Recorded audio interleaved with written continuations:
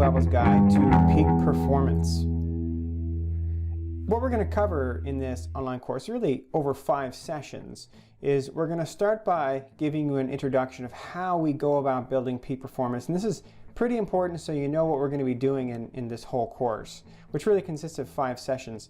In the second session, we're going to get into the details. We're going to start scheduling the big training phases.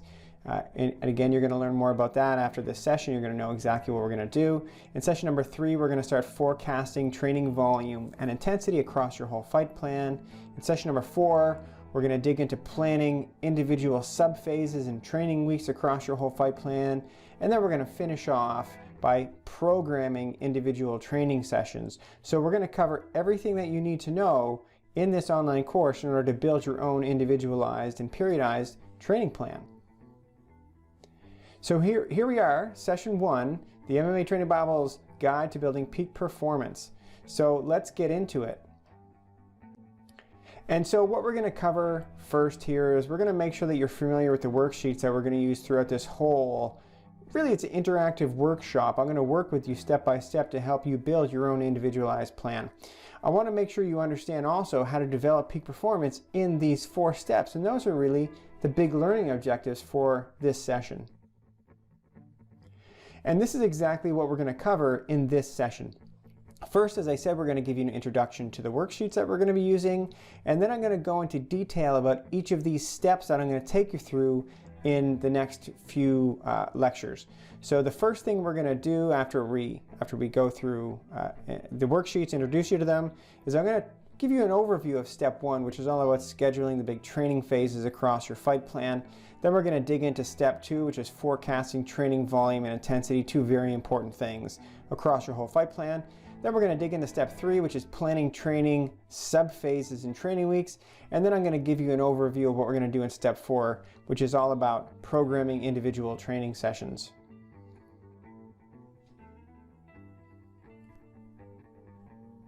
Okay, so the first thing that you need to do is decide how you want to build your training program with me. Do you want to do it the old-fashioned way with paper and pencil?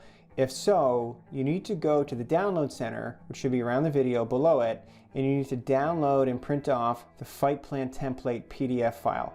So let me show you exactly what it looks like. Here it is right here. So when you open up this PDF, what you're going to see is a couple different segments. There's one big block up here, there's another block right here, and then there's another block down here. So the first thing that you need to know is there's all sorts of relevant information that relate to your fight schedule. Here we're eventually going to want you to identify the location and then the date of your fight if you have it scheduled. If not, then you can estimate. And then we're going to go through matching up this fight plan with the calendar months and then the calendar weeks. And after that, I'm going to move into the next block, which is all about training cycles. This is periodization theory.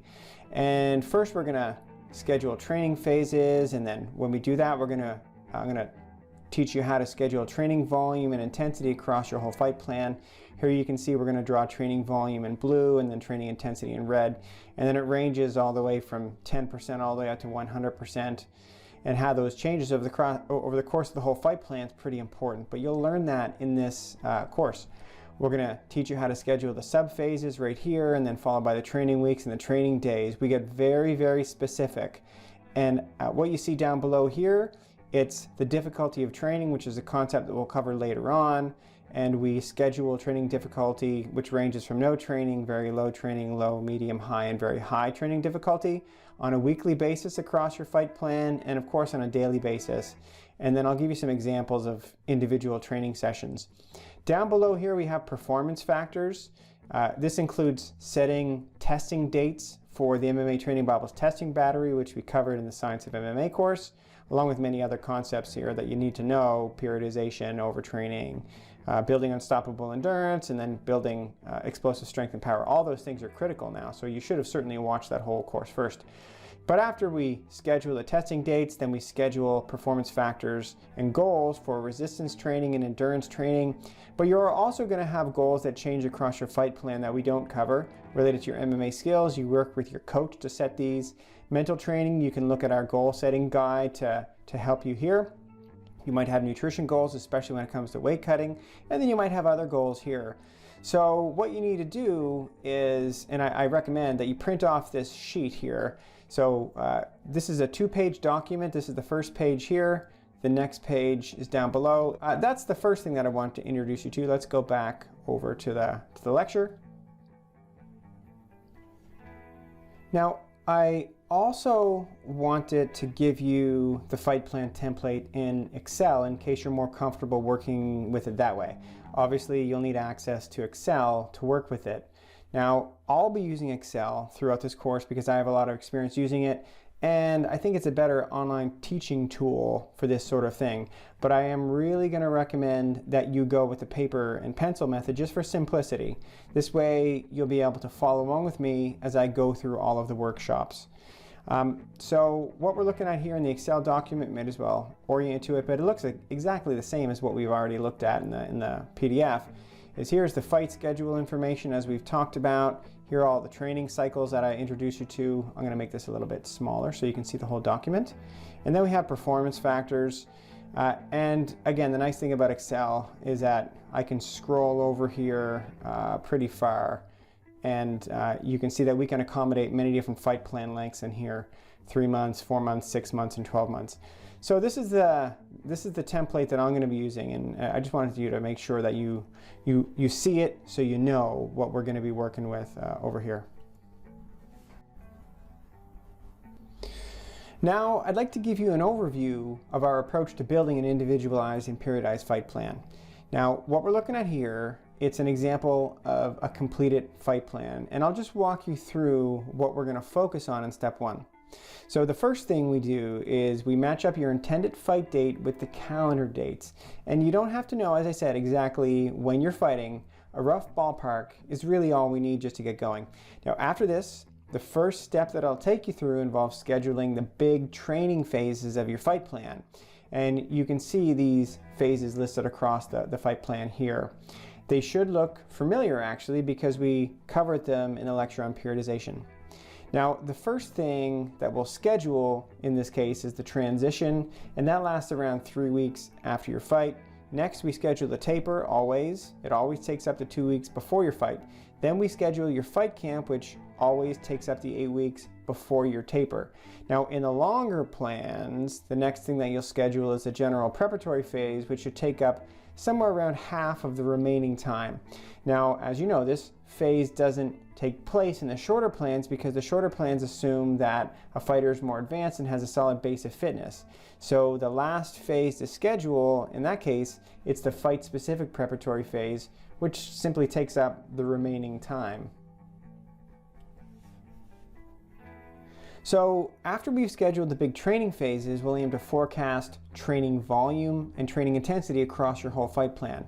Now, these are the two most important factors that we will plan on manipulating across the entire fight plan because they largely determine how you adapt to training. So here on the vertical axis, you'll see the percentages ranging from 0 all the way up to 100%, and across the top, you'll see the big training phases, including the general prep phase, of course. In the longer plans, again, this is omitted. In the shorter plans, you always have the fight-specific phase and the fight camp and the taper and the transition. So in this figure, you're going to see two lines. Now, the red one represents training intensity and the blue one represents training volume. I'm going to go into a lot more detail about why these curves are shaped the way they are in step 2, but for now, I just want to show you roughly how these lines are plotted across the whole fight plan.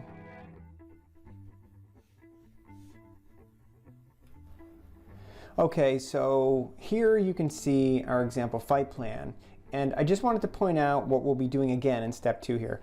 So again, in the longer plans where there's a general preparatory phase, intensity starts low and builds slowly across the plan. Now, training volume, it also starts low, but it builds higher and higher such that by the end of this phase, it's somewhere in the region of 100%.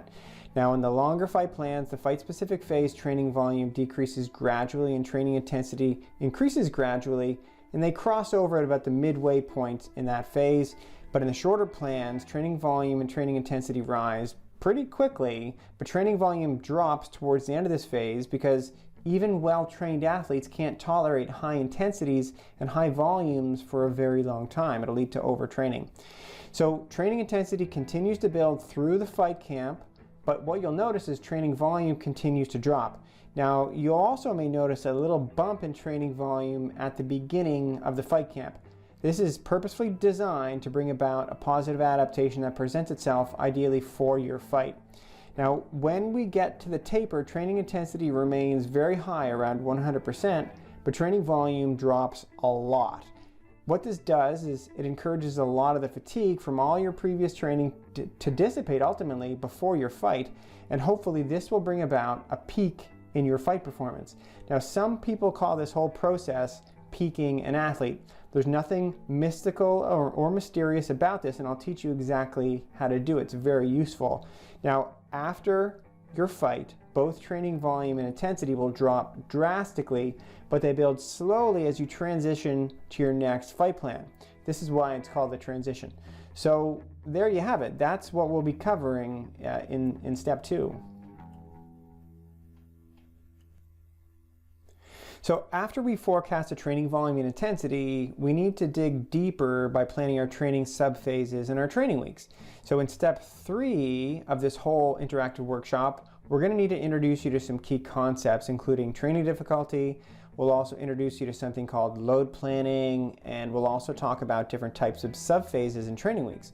So for example, I'll show you how to schedule the transition, which should last 3 to 6 weeks. I'll show you how to plan your taper, which includes 2 peaking week subphases. I will show you how to plan the fight camp over 8 weeks using a combination of shock and developmental subphases. Again, I'm going to review these concepts later on in that workshop, so you don't need to know what they are right now, although we did cover them in the periodization lecture. We're also going to talk about the fight-specific preparatory phase using a combination of developmental and shock subphases. And of course, we'll schedule a general preparatory phase in the longer plans using a combination of developmental and shock subphases as well. So in step 4, I'll show you how to program training sessions across the whole fight plan. I'll tell you essentially which workouts go where. Now, if you recall from the Science of MMA course, I taught you how to manipulate factors like work-to-rest ratio to target different energy systems and ultimately build unstoppable endurance, and I shared a whole bunch of endurance workouts with you as well. I also, in that course, taught you how to manipulate things like load and repetitions to develop muscular endurance and hypertrophy and strength and power. And again, I gave you a whole bunch of workouts. In step 4, I'll show you how to place those workouts into your training plan to develop peak performance. So our general approach to doing this is shown here. Now, at the base of this pyramid, what you'll see is that we focus on developing the aerobic energy systems alongside muscular endurance. And this foundational work occurs mostly in the general preparatory phase, which is also found in the longer plans. Again, it's not found in the shorter plans because we assume fighters competing in just a few months have adequately developed endurance and fitness overall.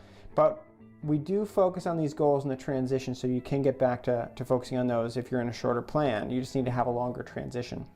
Now, after this, we shift our focus to aerobic glycolysis alongside muscular hypertrophy. And this shift happens towards the end of the general preparatory phase in the longer plans and at the beginning of the fight-specific preparatory phase. Now, as we ascend the pyramid and move through the fight-specific phase, we start to focus on anaerobic glycolytic energy systems as well as the development of muscular strength and power. And as we move into the fight camp and the taper, high-intensity efforts focus on the ATP-PCR system, which even though that's an anaerobic energy system, you can still target the aerobic energy systems as we talked about. But also, because MMA requires a combination of muscular endurance and strength and power, we focus on all those in the fight camp and taper as well. So again, an example from our fight plan. Now, in the longer plans featuring a general prep phase, we'd focus more on aerobic oxidation in the early and mid phase and aerobic glycolysis in the late phase, and also muscular endurance in the early to mid phase and muscular hypertrophy in the mid to late phase. But in the shorter plans, in the fight-specific phase, we'd focus on aerobic glycolysis, early to mid phase, and anaerobic glycolysis in the late phase, and buffering in the fight simulation throughout the fight-specific phase. And we focus on muscular hypertrophy and strength in the early to mid phase and power in the mid to late phase. In the fight camp and taper, we focus on ATP PCR system and buffering workouts and also the fight simulation, all alongside muscular endurance and strength and power.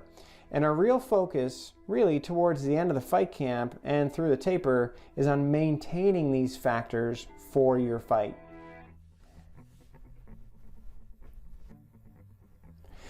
Now, because our goal in step 4 is to help you program training sessions, I'll show you how to plan and write out individual training sessions using our template here.